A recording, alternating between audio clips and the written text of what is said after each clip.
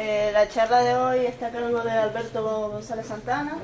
Alberto es licenciado en Ciencias del Mar por esta universidad. Hizo un máster en energías renovables, pilas de combustible e hidrógeno en la Universidad Internacional Menéndez Pelayo.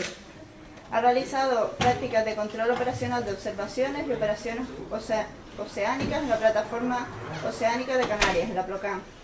Ha sido becario PLOCAN y participante en el programa MARE, Macaronesian Research Strategy, lo que le permitió entrar en el proyecto Challenger One Mission entre PLOCAN y Rutgers University Coastal Observation Lab en New Jersey. Colabora en la División de Medio Ambiente del Instituto Tecnológico y de Energías Renovables dentro de la investigación basada en prospecciones geoquímicas para la búsqueda de recursos geotérmicos en la isla de Gran Canaria, enmarcado dentro del proyecto Atidama 2002. Gracias, Lola. Bueno, pues eso, mi nombre es Alberto y en primer lugar, antes de empezar, quería dar las gracias a Lola y a la responsable de la Biblioteca de Ciencias Básicas Avelina por haberme invitado a dar esta charla que considero muy importante desde el punto de vista de la divulgación científica, lo que es ciencia compartida. Y en segundo lugar, pues decir que si tienen cualquier duda, pregunta, cuestión, intentaré respondérsela y eso sí, si puede ser al final de la presentación, mucho mejor, para no perder hilo, ¿vale? Bueno, pues la presentación la he titulado Energía geotérmica, la gran desconocida. Es un poco misterioso el título, pero tampoco es para tanto.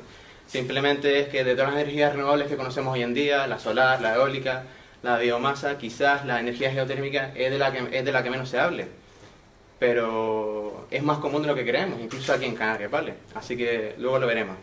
Y como subtítulo he puesto Estudio perspectivo de la energía geotérmica en la isla de Gran Canaria, que es una parte del proyecto que hice de fin de máster que voy a exponer aquí a continuación.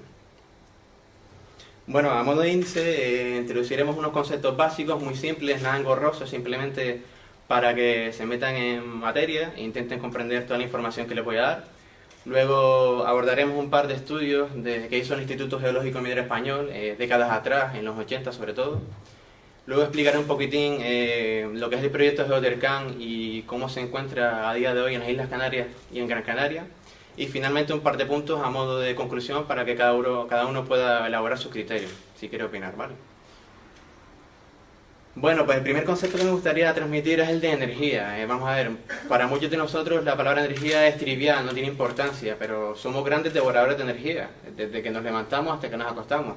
Encendemos la luz, nos duchamos, desayunamos, vamos a la universidad, vamos a ver a la abuela, cogemos el coche para ir al gimnasio. ¿No? Estamos todo el día consumiendo energía, ¿vale? Y por nombrar una estadística, si mal no recuerdo, aquí ponía que una persona puede llegar a consumir a lo largo de un año hasta 2.600 litros de gasolina, ¿vale? Entonces ellos dan una idea de los devoradores de energía que somos. Y si ahí lo multiplicamos por todos los millones de habitantes que somos, pues se pueden hacer una idea. Entonces ese es el primer concepto, energía. ¿Y la energía esa, a partir de dónde la sacamos? Pues de lo que se denominan recursos energéticos, que ya lo conocemos muchísimo, sobre todo, por ejemplo, el carbón, los combustibles fósiles, hidrocarburos en este caso, como la gasolina, el queroseno, el gasoil, el gas en todas sus vertientes, como el butano, el propano, el etano, etc. Y aparte de los combustibles fósiles, pues tenemos la desafortunada y conocida energía nuclear, por el tema de Chernobyl y Fukushima, ¿no?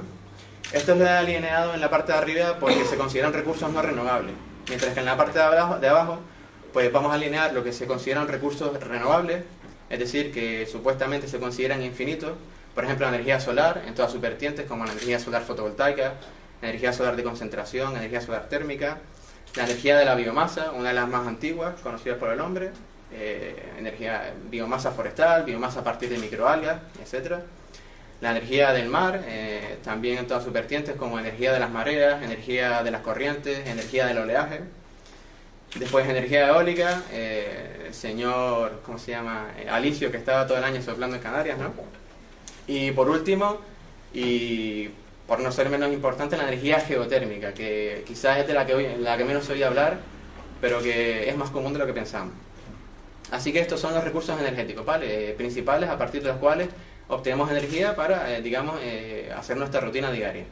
Bueno, esta es una pequeña gráfica obtenida de la Red Eléctrica Española, son datos públicos que cualquiera puede consultar, para hacernos una idea de la demanda de electricidad que nosotros pedimos, pues de dónde sale, ¿no? De qué recursos salen.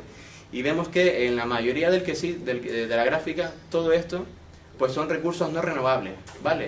Tenemos ciclo combinado, carbón, energía nuclear y cogeneración y resto. Ciclo combinado y cogeneración, por si no lo saben, son unos tipos de industrias que lo que hacen es quemar combustibles fósiles y en esta quema pues se libera muchísimo calor que se aprovecha también para generar electricidad y también se liberan vapores, es decir, CO2 y vapor de agua, y también eso lo usan para generar electricidad. Pero vemos que la mayor parte del queso son recursos no renovables. Después tenemos la hidráulica, que obviamente aquí en Canarias es muy escasa porque tenemos una falta de agua bastante notable, y después tenemos la eólica, que en los últimos años ha experimentado un gran crecimiento. Y vemos que las otras renovables como la solar termoeléctrica, solar fotovoltaica, contribuyen muy poco al escenario estatal, vamos. ¿Y qué pasa en Canarias? Fíjense la gráfica a la derecha. Toda la energía que nosotros demandamos pues se extrae, fíjense, toda esta parte del queso a partir de combustibles fósiles. Ciclo combinado, turbina de vapor, turbina de gas, motor de combustión interna, cogeneración y resto. Solamente la energía eólica y la fotovoltaica aportan este porcentaje, muy pequeño.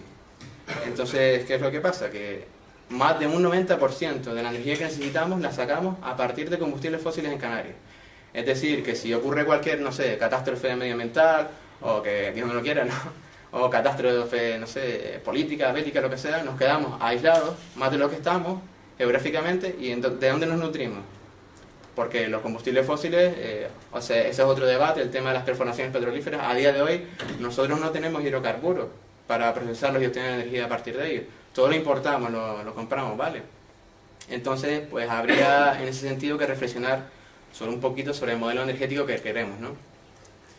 Bueno, para ir entrando en materia ya, la energía geotérmica se define como la energía que puede obtenerse mediante el aprovechamiento del calor almacenado en la Tierra. Esta energía geotérmica puede clasificarse de muchísimos modos, pero la clasificación más común es clasificarla por su temperatura.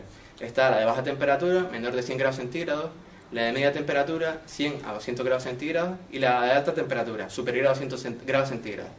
Todas tienen diferentes usos. Por ejemplo, la de baja temperatura se puede usar para la calefacción de las casas o para generar agua caliente sanitaria, es decir, para tener agua caliente para ducharnos, por ejemplo.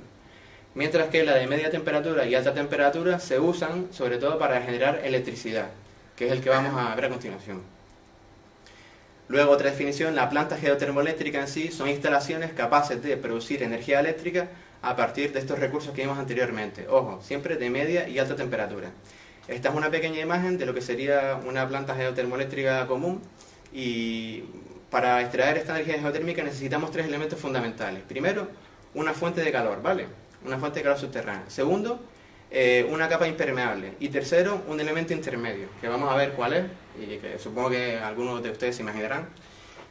Para ello voy a poner un pequeño vídeo que resulte más didáctico y se puedan hacer una idea. A ver si... Vale, pues esta sería una planta geotermoeléctrica común. No tiene por qué ser así, ¿vale? Y... a ver si lo puedo parar. Aquí tenemos la fuente de calor inicial.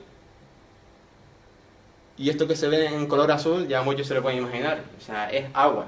Nosotros necesitamos un vehículo que transporte el calor de la profundidad hasta la superficie. ¿Y cuál va a ser ese vehículo? El agua. Agua caliente, ¿vale? Si no tenemos agua, también se puede extraer esa energía, digamos, en profundidad, pero mediante otros métodos. Entonces, espera que lo ponga de nuevo. Entonces tenemos el agua como componente intermedio. Desde la planta geotermoeléctrica se perfora en profundidad. La profundidad depende del yacimiento en sí. Hay zonas donde se perfora más y otras menos. Entonces se extrae el agua caliente que está en contacto con la zona caliente, y se extrae esa agua en sus dos estados, en vapor de agua y en líquido. Entonces ese vapor de agua es el que vamos a usar, lo extraemos de ahí, es el que vamos a usar para mover una turbina, y esta turbina, mediante ese movimiento, va a ser la encargada de generar electricidad, energía eléctrica, ¿vale? Que mediante los cables de alta tensión o los pertinentes cables, los que sean, pues irán distribuidas a las zonas residenciales o a las zonas industriales que se desee, ¿vale? ¿Y qué hacemos con el agua en estado líquido? Pues lo que hacemos es volver a recircularla al acuífero para que se vuelva a calentar, ¿vale? Y así cerramos el ciclo. Muy bien. Vale, pues esta es otra gráfica para que se hagan una idea de, digamos, los productores mundiales de electricidad a partir de energía geotérmica. Tenemos a Estados Unidos, líder en geotermia, líder en Olimpiadas, líder en todos los tipos. Después Filipinas, México, Indonesia, Italia, que es el único país de la Unión Europea reflejado en esta gráfica, porque fueron en cierto sentido pioneros en este, digamos, aprovechamiento del recurso. Japón, Costa Rica, hasta Kenia, ¿vale? España desafortunadamente no está. Y esta es otra gráfica del plan de energías renovables, que se parece mucho a las cabeceras del tiempo, de los informativos del telediario, que siempre nos ponen a Canarias en una esquinita ahí. Ahora hemos puesto nosotros a la península ahí. A ver qué se siente. Nada, simplemente esta imagen lo que viene a reflejar es, digamos, las posibles áreas del territorio español que son capaces de albergar recursos geotérmicos, ¿vale? Y vemos que Canarias es una de ellas, en muchas islas, sobre todo en La Palma, Tenerife, Gran Canaria y Lanzarote. Vemos que la estimación de Gran Canaria, por ejemplo, es que a 2.000, o sea, 2,5 kilómetros o 3,5 kilómetros de profundidad pueden haber temperaturas de hasta 200-220 grados centígrados, ideales para producir energía eléctrica.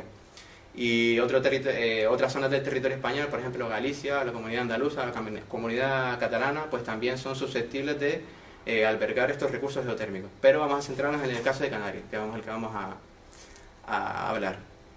¿Y qué pasa? Que el estudio de Canarias, o sea, la geotermia en Canarias no es nuevo. El Instituto Geológico Minero Español, desde hace ya aproximadamente 25 años, en la década de los 70 a los 80, pues lleva haciendo estudios de, digamos, ver la presencia de energía geotérmica en Canarias, pero esos estudios no han visto la luz, es decir, se han quedado encerrados en el cajón, nadie los ha usado y no se sabe por qué, si es que no interesa o es que, bueno, pues tenemos un ejemplo muy cercano, y es el archipiélago de las Azores. En las Azores han logrado instalar 25 megavatios de potencia en su isla principal, San Miguel, para producir electricidad a partir de energía geotérmica. Es decir, que un archipiélago con unas condiciones muy similares a la nuestra, pues han sabido aprovechar este tipo de recursos. ¿Por qué nosotros no? No lo sabemos.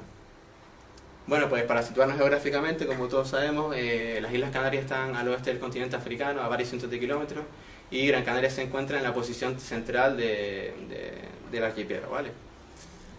Vale, ahora vamos a entrar en el segundo punto, una serie de estudios que realizó, entre otros, el Instituto Geológico Minero Español. A partir de ahora le voy a decir IGME, para no trabarme. Y en el que veremos en estos estudios cómo se pueden, digamos, detectar recursos geotérmicos sin necesidad de estar perforando. Ahora les diré por qué. Vamos a ver, esto de extraer energía geotérmica no significa ir allí, perforar, y obtener la energía. No, no. Esto es un poquito más complicado, se necesita una planificación, ¿vale? Entonces un proyecto de este tipo se dividiría en una serie de etapas, que serían las de reconocimiento de exploración, previabilidad, viabilidad, desarrollo y explotación del recurso, ¿vale? Actualmente en la isla de Gran Canaria y en algunas otras islas del archipiélago canario, pues se están desarrollando proyectos que están en fase, pañales, vamos, en la fase de reconocimiento. Claro, yo decía lo de perforar porque es que perforar no es tan sencillo. De hecho, un sonda de exploración puede llegar a costar hasta 2 millones de euros. Entonces hay que usar otras técnicas previas para asegurarnos de dónde puede haber recursos geotérmicos y no estar, digamos, malgastando, entre comillas, ese dinero. Por ello, previamente se hacen estudios, modelos conceptuales, estudios geológicos, geoquímicos, hidrogeológicos, para localizar las áreas con mejores posibilidades de albergar este almacén geotérmico, ¿vale? Entonces, bueno, el origen de las Islas Canarias, como todos sabemos de primero de geología, ¿verdad? Pues la hipótesis más aceptada es la del punto caliente o hotspot, desarrollada por esos autores, y no es más ni menos que la presencia de una pluma en la astenosfera, una pluma mantélica que logra, digamos, atravesar la litosfera oceánica y transmitir material magmático al exterior. Ello combinado con el avance de la placa de oeste a oeste, pues posibilita que se generen, digamos, las Islas Canarias. Esto es lo que explica esta teoría, ¿vale? De tal forma que las islas más antiguas se concentran al oeste de la pluma, al este, perdón, y las islas más recientes, como el Hierro, actualmente, pues justo encima o al oeste, mejor dicho. Para que vean que son condiciones similares a las Islas Azores, que no nos diferenciamos tanto en ese sentido, ¿vale? Este es un mapa geológico del IGME, vamos, y que nos va a servir, digamos, como técnica indirecta, muy indirecta, para, digamos, ir filtrando y ver qué zonas son susceptibles de investigar o no. Bueno, la Gran Canaria, como muchos sabemos, pues tuvo varias etapas de formación, 3 en concreto: el ciclo 1 antiguo, el ciclo 2 o roque nulo y el ciclo 3 o reciente, ¿vale? La última erupción datada creo que está de hace 3.500 años. Por tanto, se considera que los últimos ciclos de formación aún no han terminado, ¿vale? Y claro, entonces desde este punto de vista nos interesaría ir, digamos, al ciclo de formación más reciente, que es el que puede que albergue este cierto tipo de actividad, ¿no? Entonces, si nos vamos a la cronoestratigrafía, vemos que en la época Holoceno, el Pliego Cuaternario, en estos colores rojo, blanco y verde, pues son las zonas más recientes. Entonces, si nos vamos a este mapa, vemos que teóricamente se produce un corte aquí, porque las zonas más recientes son las que dijimos: verde, el blanco este y los puntitos rojos que están aquí, ¿vale? Entonces hay que tener muy en cuenta el corte este, ¿vale? Desde noroeste hasta sureste. Y eso comprende sobre todo la zona del norte, el este de la isla y el sureste. Entonces vemos que desde el punto de vista geológico ya hemos descartado el resto de la isla. El resto de la isla no nos interesa para buscar este recurso, ¿vale? Este es otro estudio del IGME en el que analizaban las características geomorfológicas de Gran Canaria, es decir, por ejemplo, la presencia de barrancos, presencia de materiales aluviales o presencia de fracturas. Entonces lo que hicieron ellos es hacer esa división, dividir la isla en dos y asignarles unos puntos que tienen mismas características. Por ejemplo, el punto 2 tiene la misma característica a pesar de estar en zonas diferentes, ¿vale? Y en la zona 2, pues sus correspondientes subzonas, ¿vale? Entonces, analizando todas esas características, llegaron a la conclusión de que las zonas costeras son las más ideales desde el punto de vista geomorfológico para buscar este tipo de recursos. Bueno, esta es una gráfica del Consejo Insular de Aguas de Gran Canaria, enmarcada dentro del estudio hidrogeológico del proyecto, que, como vimos antes, la búsqueda de agua es muy importante, ¿no? para transportar ese calor. Entonces debemos buscar, digamos, materiales que sean permeables, es decir, que a partir de su estructura geológica dejen pasar el agua, ¿vale? Entonces vemos, no sé si se ve bien, esta escala de grises, la escala de rosas y este cuadrito aquí son, digamos, las litologías que más permeabilidad tienen, y se vuelve a repetir el mismo patrón, ¿vale? Desde el noroeste hasta el sureste de la isla tienen muy buenas permeabilidades, sobre todo en el norte de la isla y estas zonas costeras, ¿vale? Esto es un mapa de transmisividades. La transmisividad se puede definir como la facilidad que tiene el agua para circular en forma horizontal por una formación geológica, y está obtenida de un proyecto que se llama SPA-15, desarrollado por la UNESCO y por el antiguo Instituto de Obras Públicas, que Mari Carmen lo conoce muy bien, del año 75. Y se repite un patrón muy parecido, es decir, ven que la división es bastante clara, ¿vale? Y lo que viene a decir es que las transmisividades, es decir, la facilidad que tiene el agua para pasar por esas formaciones geológicas, pues se ve muy mayor de 200 metros cuadrados al día en el este, en el sureste de la isla y en el norte. No sé si se van dando cuenta que todos los parámetros que estamos viendo, indirectos, para ver si hay energía geotérmica o no, están cayendo sobre todo en esta zona, ¿no? Bueno.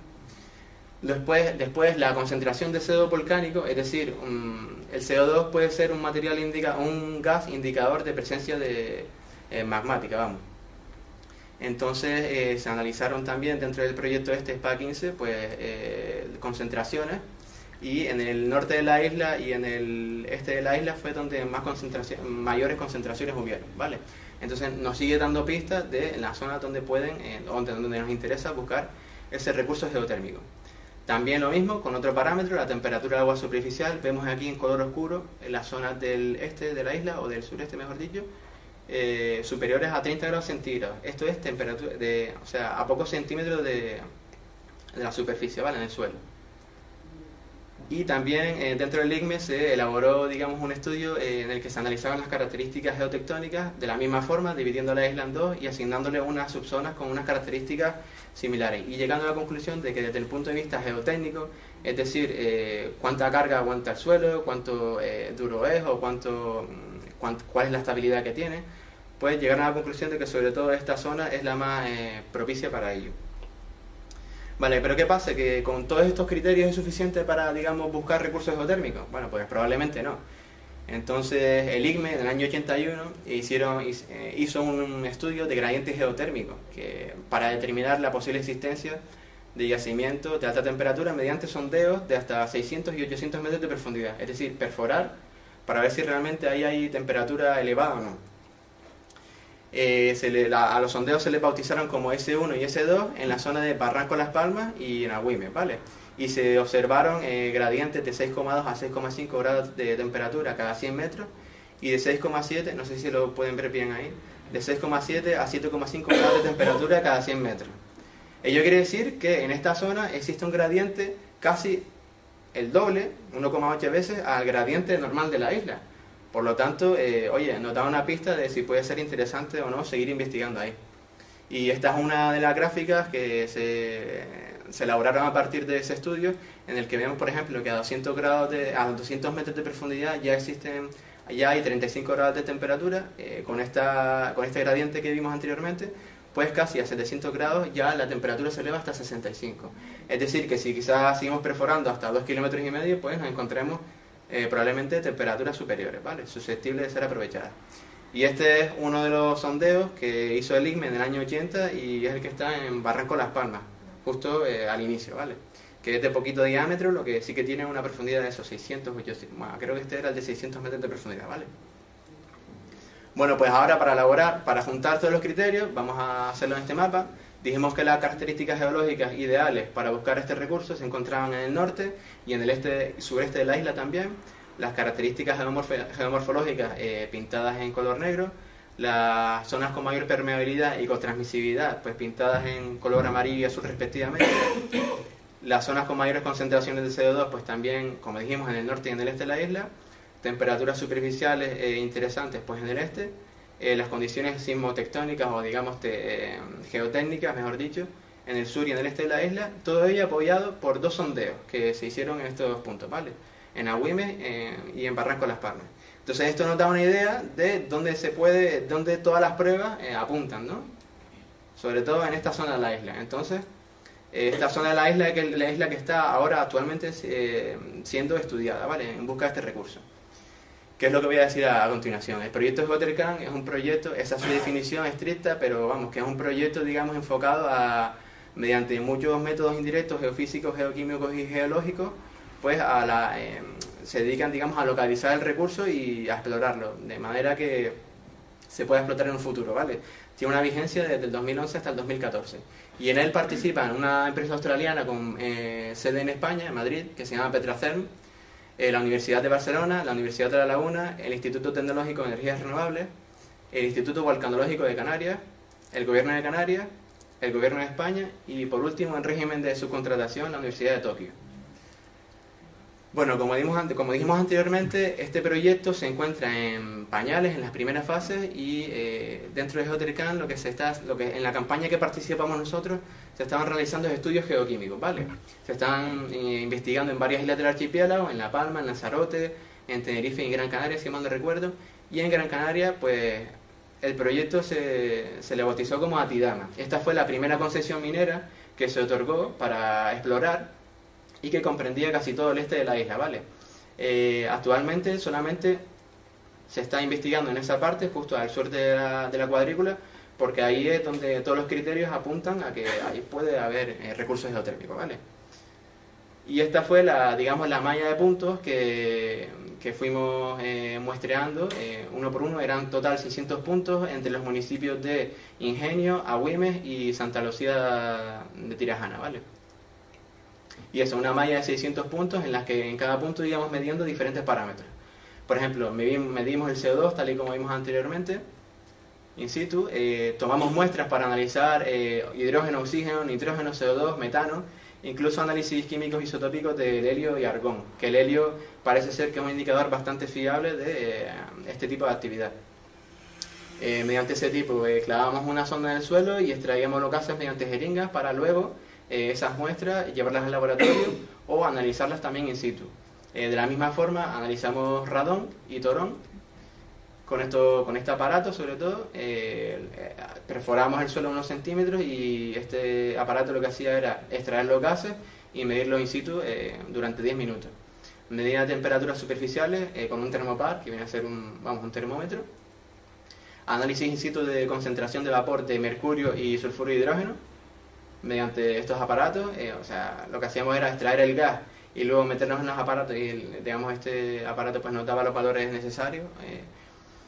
Y después, como la campaña terminó la semana pasada, pues no han dado tiempo de, digamos, procesar los datos y mostrarlos en gráficas. Entonces, los datos que van a salir serán de este tipo. Este es de una campaña realizada en Tenerife el año pasado, pero que va a ser igual. O sea, es decir, se coge una cuadrícula y a partir de ahí pues se plasman todos los datos recogidos. Por ejemplo, este es de concentración de CO2. Vemos que los colores más fríos pues son concentraciones muy bajas de CO2, mientras que los colores cálidos indican una concentración elevada de CO2, ¿vale? Muchas veces puede estar asociada a antiguos conos volcánicos o no tiene por qué ser así, por ejemplo aquí, ¿vale? Y así con todos los parámetros que vimos anteriormente, ¿vale? Y a modo de conclusión final, para ir terminando, pues lo que dijimos al principio, ¿no? Habría que plantearse qué modelo energético queremos, porque Canarias depende de un 90% de los combustibles fósiles, ¿vale? Después, otra salvedad, que es que la energía geotérmica no es la única solución, digamos, para solucionar esta dependencia energética. Yo creo que lo mejor es apostar por un mix, es decir, una mezcla de solar, mezcla de eólica, mezcla de geotermia, para, digamos, producir energía eléctrica, ¿vale? Y también que las renovables por ahora no son la única solución. Yo creo que por ahora es necesario un modelo de transición en el que convivan tanto las energías los combustibles fósiles como las energías renovables, hasta que en un futuro se implanten al 100%, las renovables, por supuesto. Después, decir que según los estudios del INME, Canarias es una región idónea en búsqueda de estos recursos geotérmicos de alta temperatura, por tanto, habría que hacérselo ver y ver si realmente podemos extraer ese recurso o no. Y la financiación, por último, para estos tipos de proyectos, digamos, de técnicas indirectas son fundamentales para disminuir el riesgo de incertidumbre sobre este tipo de tecnologías, ¿vale? Para saber dónde está el recurso geotérmico o no, ¿sabes? Para no ir dando palos de ciego, ¿vale? Y por último, nada más, un poco de bibliografía, si alguien tiene interés en consultar toda esta información. Y por mi parte, nada más, muchísimas gracias.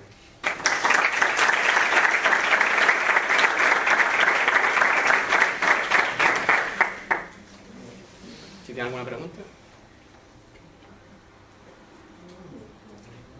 Las perforaciones esas que dijiste para extraer la energía, ¿sería contaminante o no? No, para nada. Vamos a ver, el método de perforación o la planificación de la campaña se parece mucho a lo que sería una prospección petrolífera, en cuanto a que se perfora a mucha profundidad. Pero date cuenta de que esa perforación es simplemente el proceso de hacer un agujero y extraer agua caliente, no es más. De hecho, esa agua caliente le robas el calor y la vuelvas a introducir de nuevo, ¿vale? Para que se vuelva a calentar. Pero en sí no tiene ninguna otra dificultad. Aparte de los estudios que tú has dicho de este tipo de energía, ¿hay anteriores hechos en Canarias y posibilidad de que se hagan más? En Canarias no, bueno, estaba este proyecto Geotercan que creo que fue en 2010, si mal no me equivoco, sí creo que era en 2010. Pues estuvieron empezando y ese era el único proyecto que había. Tenía una financiación menor, pero con todas las entidades que nombré anteriormente, pues se ha logrado refortalecer en cierto modo el proyecto y contar con mayor financiación, pero pues, anterior a esto no. Y en un futuro, pues esperemos que sí, no lo sé. Una pregunta. Hablabas de que uno de los factores importantes para poder hacer una prospección geotérmica es que el subsuelo tenga cierta cantidad de agua, ¿no? Claro. En islas como La Palma eso no va a ser muy difícil, o no es muy difícil. En islas como Lanzarote es muy complicado. ¿Qué tipo qué reformas tendrías que hacer o se tendría que hacer a esa forma de prospección si no tienes agua en el subsuelo? Una pregunta es. Bueno, pues lo que se hace, por ejemplo, por eso hay que ir estudiando cada caso específico. Es decir, las islas que son susceptibles de tener grandes acuíferos, pues, oye, podría ser una oportunidad bastante golosa, por decirlo de alguna manera. Pero en islas que no tienen acuíferos, pues quizás o no es rentable hacerlo, o se pueden aplicar otras técnicas de geotermia. Por ejemplo, hay una técnica que se llama roca caliente, o hot rock. Es decir, sabemos que la roca está caliente, pero no tenemos ningún vehículo que nos transporte el calor. Por lo tanto, nosotros tenemos que introducir el agua, con todos los costes que conlleva eso, que aquí no hay agua, entonces es muy difícil. En otras zonas, por ejemplo en Alemania creo que era, sí que era posible, porque allí tienen mucha agua, pero a lo mejor no tienen zonas con acuíferos, entonces lo que hacen es meter el agua y extraerla también. Pero eso ya entraña mucho más costes. ¿En los sondeos del INME pudieron meter las sondas y medir algo? ¿A qué te refieres? ¿Solamente Los sondeos temperatura? de Montaña Las Palmas, te vi la foto ahí tan guapo. Ah, no, está todo cerrado, taponado, no se puede hacer La nada. idea que yo tengo es que están totalmente colapsados. Sí, pues estaban todos, bueno, En el 88, 89 intentamos abrirlos y medir y no hubo de manera. manera, ¿no? Estuvimos intentando localizar el Dabuñes, pero no lo encontramos. Y estuvimos A lo hablando. mejor se lo han cargado directamente. Se han cargado la embocadura o ha venido una riada y... Un señor de allí nos dijo que estaba dentro de un pozo, ¿sabes? Que estaba dentro de una casa cerrada, entonces no pudimos acceder, pero a saber si es verdad o no. De todas maneras, te digo que estaba totalmente sellado y no se podía hacer nada. Pero hubiera sido, no sé, hubiera sido interesante. Normalmente ya la tubería está totalmente colapsada. Ah, Sí, bueno. sondeos ya de principios de los 80 que no han sido mantenidos, no vas a tener acceso. No, simplemente puse la foto para que se situaran ahí. ¿Qué tiempo de durabilidad puede tener una instalación geotérmica? Una planta geotérmica pues puede tener hasta, digamos, 15, 20 años y de todas maneras eso tiene la posibilidad de ir ampliando potencia. Es decir, que si ya, por ejemplo, un recurso geotérmico en una zona deja de ser, digamos, susceptible de ser aprovechado, pues se puede ir ampliando potencia en algún otro lado, ¿vale? Pero suelen durar eso, de 15, 20 años. ¿Y tienen fecha de caducidad la posibilidad de aprovechar el recurso geotérmico? ¿El recurso geotérmico Sí. sí dice? No. Bueno, sí que tiene fecha de caducidad, pero eso es en edad geológica. Eso para nosotros es... O sea, en geología, por ejemplo, si llegamos a 80 años de edad, que espero que sí, pues eso en geología no es nada. Entonces la fuente de calor va a estar ahí muchísimos miles de años. ¿Y qué más estudios están previstos ahora de aquí en adelante? Porque lo que han hecho por ahora es solo la toma de gases de suelo, ¿no? Pues también creo que, bueno, de las entidades que mostré antes, cada una se encarga de un estudio en concreto. La Universidad de Barcelona, si mal no recuerdo, se ocupa de la parte geofísica. La Universidad de Tokio, pues creo que va a traer un aparato súper novedoso, no me acuerdo cómo se llama ahora, para, digamos, realizar modelos 3D de lo que sería la estructura geológica. ¿Y qué más era? ¿Y la hidrogeología quién la hace? La hidrogeología creo que era la Universidad de Barcelona, Politécnica de Barcelona. Ah, la Politécnica de Cataluña. Sí, la UPC. Y eso, cada uno tiene distribuidas unas tareas. Y el Instituto Tecnológico de Energías Renovables la parte geoquímica.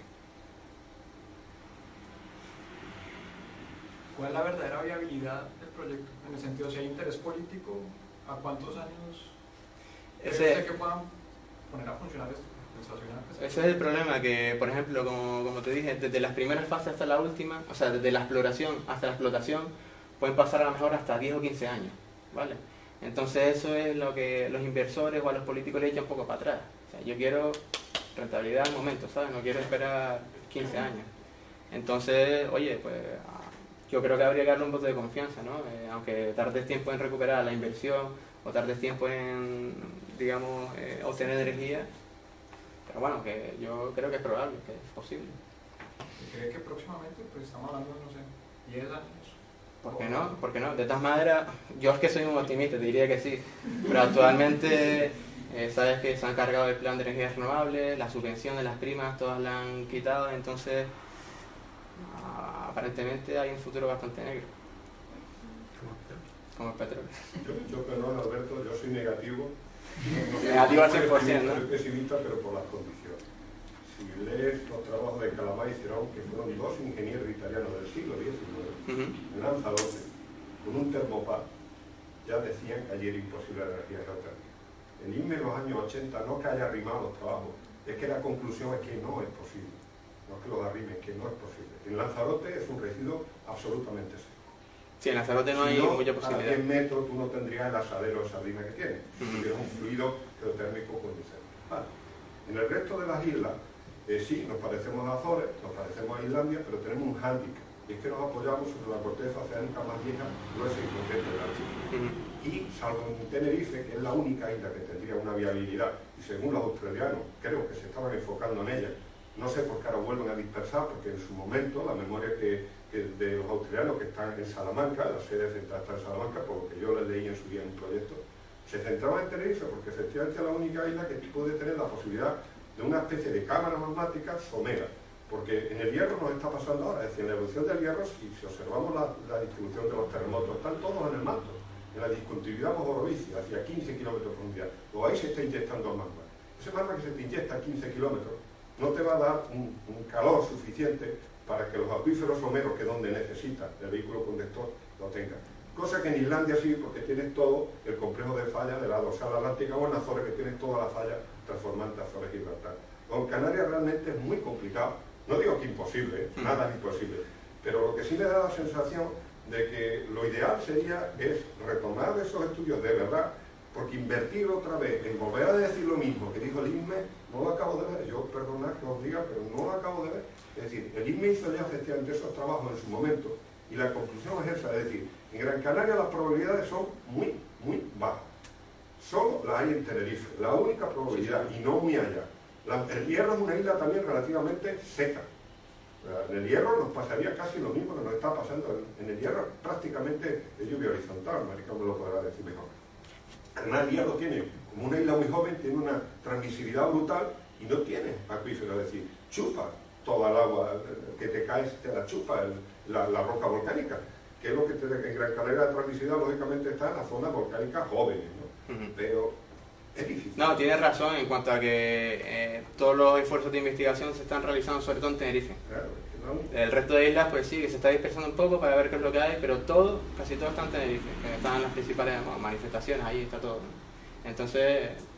Pero es que yo creo eso, es decir, que en la coyuntura en la que estamos, sabiendo ya todo esto, es que no todos los esfuerzos, que serían los únicos esfuerzos, es decir, el resto de la isla, yo creo que sinceramente en Marea la Perdiz he gastado un dinero que no se tiene, de todas las administraciones que están apoyando eso, y me parece que es algo, es decir, que insisto, que desde el siglo XIX, lo dicen dos ingenieros italianos, que con un termopar en Lanzarote lo ponían de manifiesto, Lanzarote, y Lanzarote han hecho sondeos más profundos que existen en Canarias, el INME, precisamente en los años 80, y le da más seco que una mojama. Es decir, yo ir a Lanzarote a seguir buscando, me parece, sinceramente, con perdón, disparate, es decir, es tirar literalmente el dinero público. Pero bueno, obviamente, en mi opinión, lo hemos comentado incluso en proyectos y tal, pero se ve que RTR se sigue con esas cantinelas.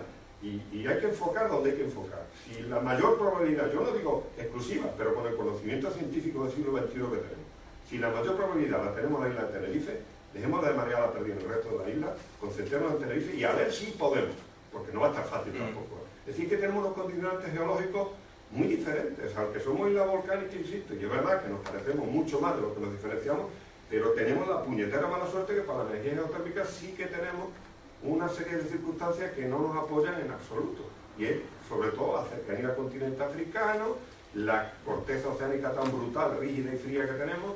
Es decir, que es que tenemos condicionantes muy chungos para la energía geotérmica. Eso no significa que sea imposible, porque a lo mejor en Lanzarote lo que te dice, a lo mejor con una técnica más moderna, más depurada, de inyectar agua o lo que sea, se puede conseguir, porque ahí sí está un residuo caliente a alta temperatura, reducción de últimas fallas.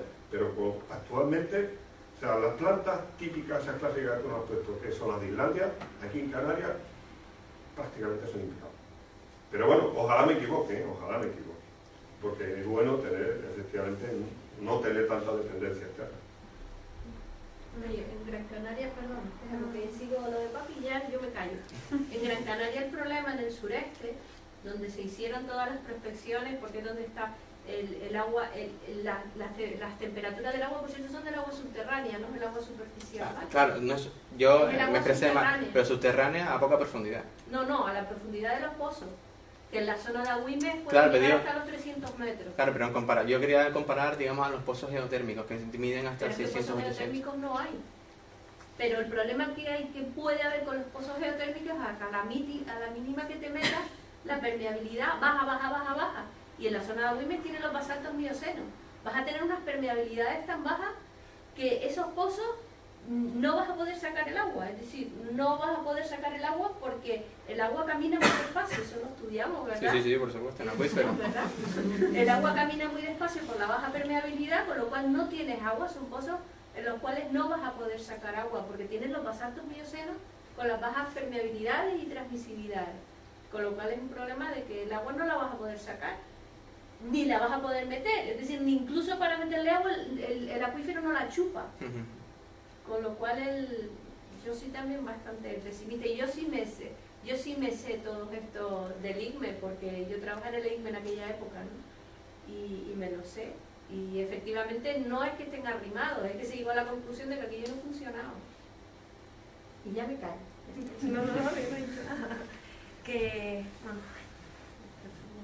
Que pusiste un gráfico, ¿no?, de energías renovables, que nos teníamos como un 8% de todas las energías que utilizamos aquí, y a mí me gustaría saber si hay un dato de las energías renovables aquí con respecto a todo lo de las petrolíferas que se está viendo. O sea, ha habido mucho bombo y platillo a todo lo de la extracción, y sin embargo esto no ha habido información ninguna, y sí que la política medioambiental y de energías renovables en otras zonas y en otros países sí tiene mucha importancia. Entonces yo lo que no entiendo es que al tener tanto terreno, por ejemplo para eólicas y para otras cosas, no se le está dando tanta importancia, y para el petróleo sí, que es por tema medio más político que otra cosa, porque si hay para extraer petróleo seguramente que habrá para hacer otros estudios. Entonces, ¿cuáles son las ganancias de hacer una cosa u otra, y por qué no se le da?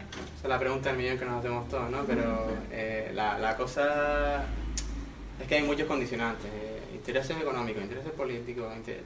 Obviamente las energías renovables, para que logren despegar, se les estaban subvencionando, que esa subvención se puede usar mejor o peor, bueno, esa es otra historia. Pero se ha cortado la subvención esa, es decir, a partir de 2013 todos los proyectos que se habían planificado, caput, nada de nada. Entonces, claro, si frenamos eso, potenciamos, digamos, la extracción de recursos de petróleo o recursos fósiles. A mí el sentido común no me dice eso, pero bueno, los que deciden están ahí arriba, ¿sabes?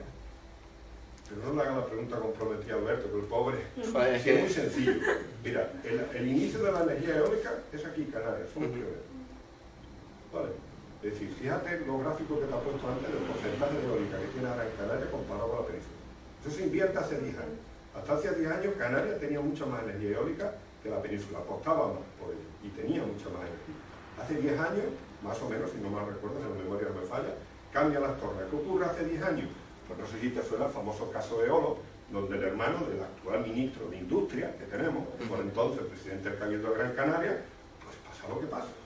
Si es así, es sencillo. Si no le des vueltas, si todo es política. Poder se pero puede, no política, poder se puede, y el recurso está ahí. El recurso está ahí, sobre todo en Canarias, ¿vale?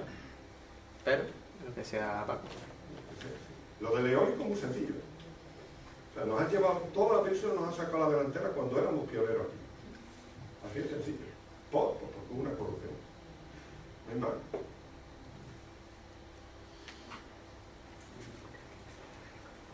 ¿Cuáles son las contras de este método? Todo tiene sus pros y sus contras. Exactamente. ¿Qué contras tiene? Yo te podría vender la moto y decir, no, esto no tiene ninguna consecuencia, esto no tiene desventaja. Pero la desventaja que pueda tener, por ejemplo, mira, en Tenerife, supuestamente los recursos geotérmicos están en un parque nacional. Entonces ahí hay que hacer una intervención porque en un parque nacional no se puede entrar así como así. Necesitamos permisos y tal y cual, y dudo de que se pueda. Y en cambio, lo que son, por ejemplo, contaminación atmosférica, pues el único producto que se emite en la atmósfera es vapor de agua. No hay CO2 puede caer un poquito, pero es del propio material que estamos sacando. Y si se llega a producir a lo mejor alguna contaminación, es por ejemplo del agua subterránea que obtenemos, pues pueden tener ciertos elementos químicos que si se derraman en la superficie, oye, pues, no sé, pero más allá de eso, nada. Más allá de eso, nada. Date cuenta que el vapor de agua lo que sale, que se turbina, o sea, ¿te acuerdas la gráfica que vimos antes en el vídeo? Lo turbinamos y después lo llaman a la atmósfera. Más allá de eso, nada. ¿No necesita ningún tipo de energía para succionar esos vapores? Claro, al principio tendrá que haber un sistema de apoyo. ¿Y la eficiencia después? O sea, ¿necesitas más energía o ya se utiliza esa misma energía que estás creando para...? Al principio, digamos, habrá un sistema de apoyo para, digamos, extraer eso. Y después la planta supuestamente se autoabastecerá. De todas maneras, tengo que decir que estas plantas tienen una eficiencia baja, lo que acabas de comentar tú. Pero están funcionando 24 horas, 365 días al año. No es como la solar, Que cuando es de noche, ¿qué? No hay sol. O cuando no hace viento, ¿qué? En cambio esta, aunque a pesar de que tenga una eficiencia baja, pues está funcionando continuamente. Y eso también habría que tenerlo en cuenta.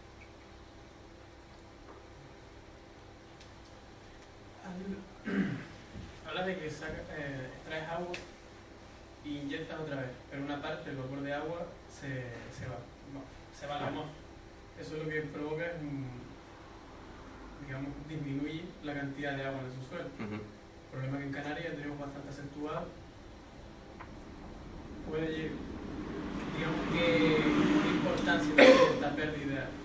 Claro, eso habría que estudiarlo. O sea, el acuífero, como bien sabemos, se recarga y después lo extraemos. Entonces la extracción no puede ser mayor que la recarga, porque si no el acuífero se seca, ¿no? Entonces eso es una cuestión que habría que estudiar, pero vamos, que digamos el resto del agua que es fría que se obtiene, pues se vuelve a recircular. Quizás no es el 100% que saca, pero quizás no sea tampoco una cantidad especial. ¿No se puede recuperar el vapor? No, porque ese vapor ya no tiene energía, o sea, no tiene... para introducirlo, dice, ¿no? Claro, pasa de nuevo de estado gaseoso a líquido. No se puede. No, porque sería meter ya más aparatos en el sistema, un condensador, tal y cual, y entonces lo que hace es disminuir la eficiencia del sistema. Pues nada. Muchas gracias, Alberto. Muchas gracias a ustedes.